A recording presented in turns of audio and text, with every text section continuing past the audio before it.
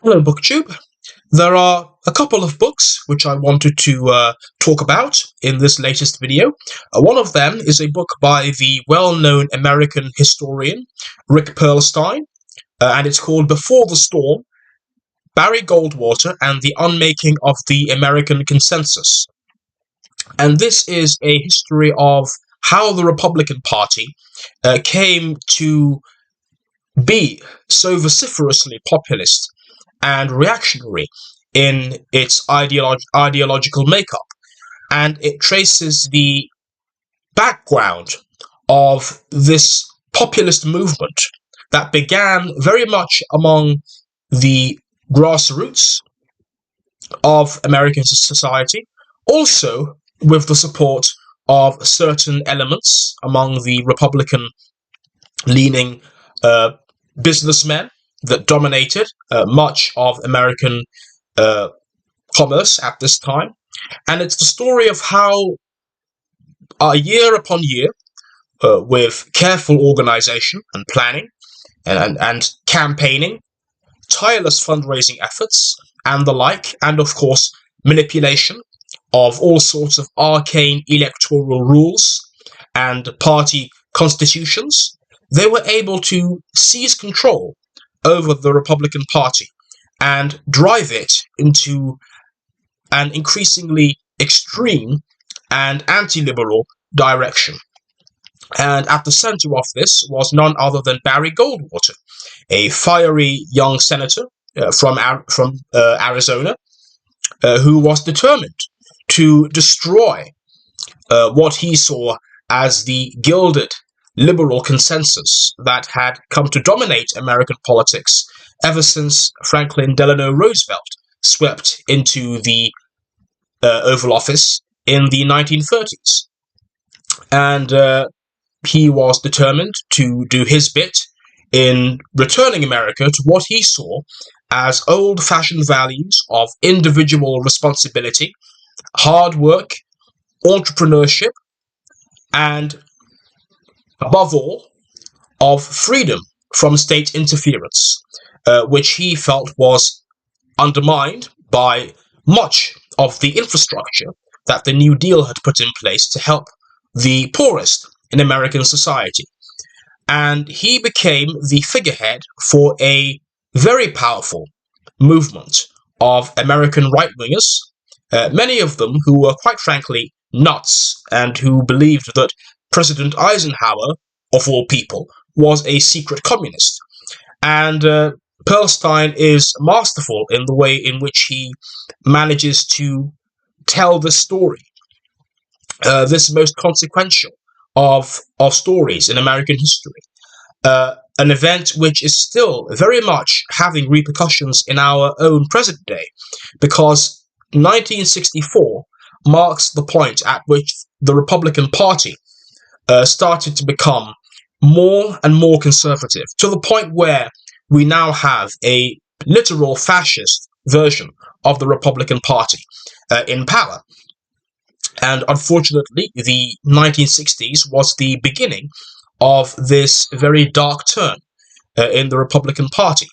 Now, it must be said that Barry Goldwater himself was not a racist. He was not in any way, shape, or form a supporter of the segregationist policies that were championed by so many of the people who attached themselves to his cause. But he was nevertheless someone who legitimized the fears of white American middle-class people, and who definitely appealed to all sorts of unsavory elements in the American population. And so Perlstein's book is the story of how he became, unwittingly or not, the standard bearer for all sorts of hateful and bizarre views and poisonous views that were brewing within the American population at this moment in time.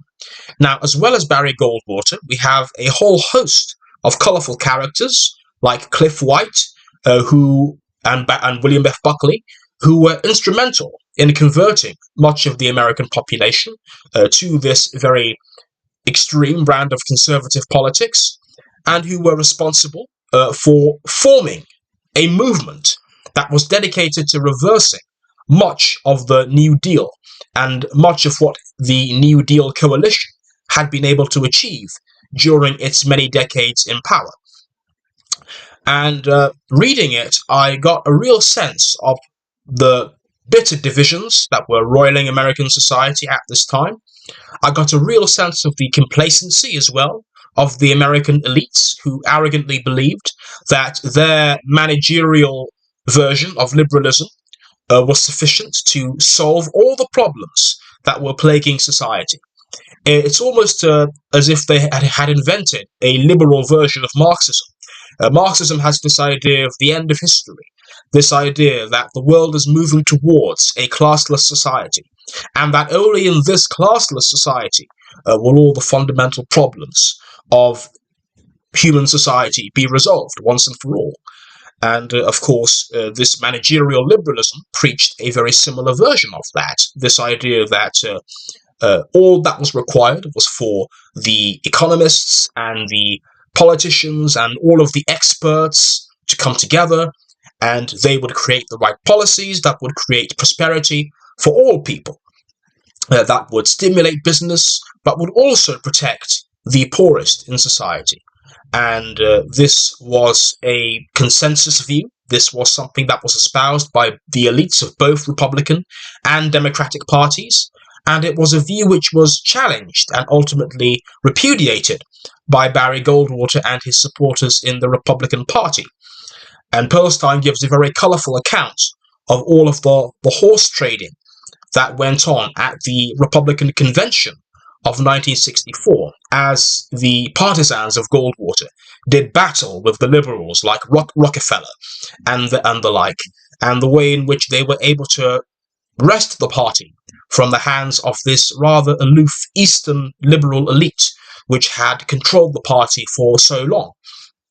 And when I read Pearlstein's account of the way in which the conservative movement at this time was operating, I couldn't avoid feeling reminded of the way in which many far-left movements in history have operated. One example that comes to mind is Militant in England, this very small group of Trotskyists who were able, in the 1980s, who were successfully able to infiltrate the Labour Party and take over many local branches of the Labour Party in the process. And it was only through many painful years of fighting in these local constituencies and also at the national level that the interests from Militant were successfully removed from the party. And it would appear that in the case of the Republican Party of the 1960s, the Goldwaterites, for want of a better word, were successful entrists because they actually did manage to seize much of the party machinery. And the way in which the movement operated, unfortunately, did remind me in many ways of the way in which far-left cults operate. There was a massive amount of cult-like energy that you can detect in groups like the John Birch Society, which was controlled by this rather shady, rather malicious figure who claimed complete control over the activities of the society and demanded unconditional obedience from its members. And groups like this were at the forefront of this counter-revolution against the New Deal. And it set America for a very, very dark turn, in my opinion. Something which has sadly culminated in the Trump movement. And I believe that this is a book which is required reading in many ways for anyone who is trying to understand the landscape of American politics as it currently stands. One frustration I had with the book is that Pearlstein's prose is incredibly bloated, and at times he borders, quite frankly, on windbaggery when he is writing about this. The ridiculously long sentences, in my opinion, could have been clipped much more. There were so many times in the book where I had to reread much of what he was saying because I thought that the sentences was so long, it was very easy to lose track of exactly what he was trying to get across. And I think that it was just unnecessary. I think that a much more economical prose style would have benefited the book. And he's not a totally incompetent writer. He is a competent writer. He is very good at bringing these events to life. The many vignettes that he gives in this book are wonderful to read. I just wish that the execution had been a lot better than it was. But that is Before the Storm, Barry Goldwater and the Unmaking of the American Consensus, a book which I cannot present to you now because I have actually given it away to charity. But a very enjoyable read nonetheless, for all of the prolixity of Pearlstein's prose. The second book is actually something I have here. It is I Am Dynamite, A Life of Friedrich Nietzsche, by Sue Prideaux, who is a British writer and has written quite a few biographies now. A recent one she did of Paul Gauguin, the French artist, and I've not read that one. This is the only book that I have read by her. I believe she also did a book on Vincent van Gogh. But this is a relatively recent biography that came out, I believe, in 2019, about the great German philosopher, a man who I admire greatly, a man whose works I am deeply familiar with, which I know inside and out. And Prideaux provides a very entertaining account of his life, and a competent overview of his philosophy. In my view, I think she seriously oversimplifies many concepts, and I believe that she also adheres very much to the sanitized view of Nietzsche, espoused by, famously, Kaufmann, who made it his job to rehabilitate Nietzsche in the aftermath of World War II, and did a very good job, I think, but nevertheless went too far in the other direction. And so I believe that her interpretation of Nietzsche and his philosophy is flawed in that sense.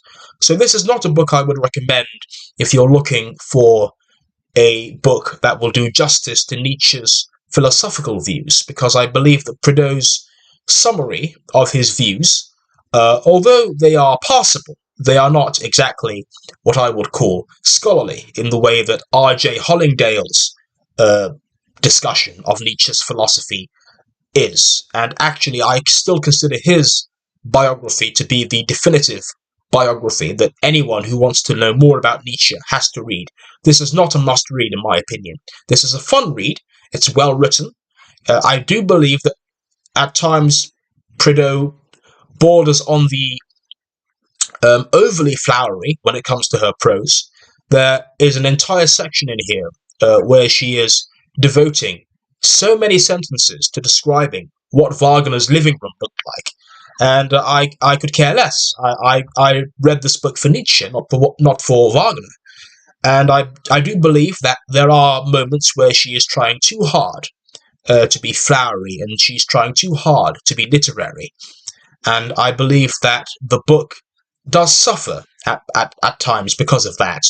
But it is a very entertaining read. It is very enjoyable, even funny at parts. Nietzsche could be a very funny figure. And definitely there are moments in his life which are comical, to say the least. But I believe that this is definitely a very good place to start if you have never heard of Nietzsche and would like an introduction to his life and to the main events of his life. Not something to read if you want something really scholarly and detailed when it comes to his philosophical ideas, because I believe that there are other books which are much better for that. Even Kaufmann's book, his famous book, I believe it's called Nietzsche, Philosopher, Psychologist, and Antichrist. That book, for all its flaws, I think is much better, but it's more scholarly and probably will lose readers who aren't already somewhat familiar with the works. So I think that if you want an introduction for the layman, then this is a good place to start. But I would say that there are better places to look if you want something that is a bit more detailed, that is a bit more nuanced in terms of its interpretation of Nietzsche's thought. And in terms of what I'm currently reading, I am making my way through Adam Zamoyski's book on Napoleon, The Man Behind the Myth. This is a book I've had on my shelf for a while, and which I've only now taken down to read in full, and I'm enjoying it. I have read other biographies of Napoleon. I have read Andrew Roberts' famous one, Napoleon the Great, which is probably my favorite simply because Andrew Roberts shares my great admiration for the man. Zamoyski is much more muted and much more restrained in terms of his own feelings towards Napoleon. As the subtitle suggests, he regards Napoleon as being in some ways overrated as a figure. He concedes that he was a military genius in some ways. He concedes that Napoleon was a brilliant administrator. He acknowledges that he brought peace and stability to a France that had been racked by turmoil in the aftermath of the French Revolution of 1789. He pays tribute. Paying tribute is perhaps a strong term to use, but he acknowledges Napoleon's indispensability when it comes to the fact that he was very much the central figure when it came to the implementation of things like the Civil Code that brought a much-needed clarity to legal affairs in France at this time, and that brought a much-needed stability and order to a France that had been riven with chaos because of the constant changes of government and because of the corruption and the ineffectual leadership of so many that came before him. And Zamoyski can't help but concede that, yes, Napoleon did achieve many extraordinary things. However, Zamoyski is quite clear-eyed when it comes to the more prosaic aspects of Napoleon's life. He is very clear that, in his view, Napoleon was simply an ordinary man. And that whilst he did achieve a lot of great things, historians have often been so blinded by their admiration that they've lost sight on his more human aspects, such as, certainly when he was younger, the fact that he was very socially awkward, the fact that he was a massive prude, who had a very difficult time understanding or relating to the female sex in particular, and that he was, in many ways, an insecure Corsican upstart who never lost that sense of insecurity, that sense of provincialism, and who never quite adjusted to being the highest ranking among his subjects. He always felt a degree of insecurity, a degree of uncertainty about himself. And I think that really comes through in this story that Zamoyski tells about Napoleon. Another thing I like about this book is the way in which Zamoyski talks about Napoleon's relationship with his family members, because that's not something I think that other books talk about nearly as much. We get a very detailed, I would say, account of Napoleon's relationship with his siblings, all of whom were dominated by their brother, controlled by him, bullied by him, and all of them quietly resentful of him, all of them somewhat jealous at his success, all of them seeing themselves as potential successors to him as emperor. Certainly that is true of his brother Joseph. And I believe that Zamoyski does a very good job of looking at Napoleon, the family man, and the way in which so much of his rule was very much from the perspective of this Corsican family man, this Corsican sense of family honor, almost mafia-like, this insistence upon unconditional loyalty from his relatives. That really comes through here in this book. So that's something which I'm really enjoying. There isn't much detail about the battles he fights, and Zamoyski makes clear at the beginning of this book that he is not aiming to make this more a focus on Napoleon's military prowess. He thinks that there are other books, such as Andrew Roberts' book, which are better for that. He wants this to be a book focusing on Napoleon as a human being first and foremost. And that's something which I rather appreciate about this particular interpretation of Napoleon's life. This is a look at Napoleon as a man, and not simply as a general. And I think that it does give a more nuanced and more well-rounded view of the man than you might find elsewhere. And it's not nearly as negative about Napoleon as I thought it would be. I actually anticipated that Zamoyski would be a lot more scathing in his estimation of the Corsican upstart, but he actually is not.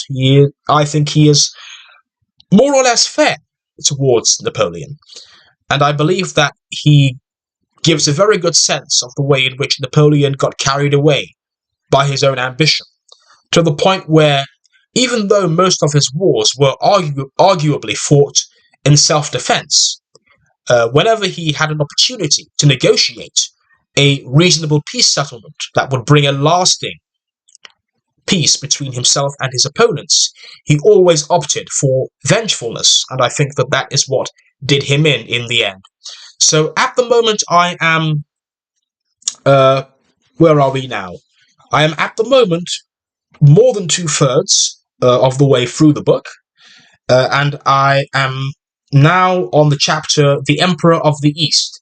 So I believe that this is actually just before his war with the Austrians in 1808-9, or 1809, I should say, when he went to war with the Austrians yet again. I believe this was the war of the Fourth or Fifth Coalition, and I believe that this will be yet another rather riveting account. Zamoyski does a very good job, I think, of condensing all of the necessary detail about the battles, and that does help in terms of the pacing of the book. Unless you're really into your military history, then those sorts of details are likely to bore you. So I believe that in that sense, this is a well-paced book. Again, there are other books you can go to if you want more detail about the battles and all of the maneuvers and which unit did what, and which unit was in which position, at what particular moment of the battle, who commanded them, etc. If you want all of that detail, and of course the topographical detail as well, there are other books which are specialist books on that subject. But this is very much a focus on the man himself, and I appreciate the book for that.